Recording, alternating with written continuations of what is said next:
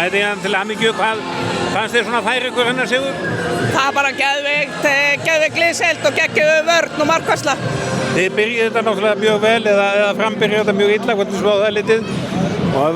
En svo aftur svaraði það með 5-5 og þá svona verður kannski vendipunktur í leiknum þegar þið svarið með 5 mörkum. Já, ég meina við erum bara 2 hörkulið og það getur allt gerst og meina 5-0 kafli í handbolta er ekki neitt, skilur, og að fljótt að fara ef maður heldur ekki haus og það er bara hann, ég meina þetta var bara geggjaður leikur fannst mér á okkar hálfu. 5-0 kafli er náttúrulega kannski svolítið máli bikarúrslitaleik.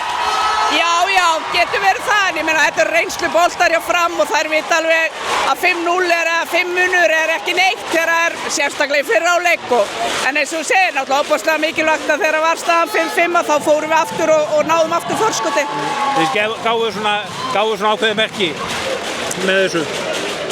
Já. Svona skilaboð bara? Já, ég meina við erum bara búin að vera í ákveðin framföruvetur og leitast eftir því og við viljum auðvitað að fara í þessa leiki og það hefur verið ákveðin þróun með liðinu undanfarin ár og það er bara, þú veist, svona er þetta og bara við viljum alltaf vera á, hvað maður að segja, í þessum úrslitaleikjum hérna hjá Haukum og það er ekkert kannski gengið undanfarin ár en við höfum náttúrulega verið samt með þróun frá fyrir 2-3 árum og við erum bara alltaf að reyna að gera betur og það tókst í dag. Og síðar áleikunum svo bara svona þá náið alveg að halda þeim í slútingi. Þið fáið alltaf smá áhlaup á okkur í byrjun og svo haldið þessu bara svona nokkuð traust.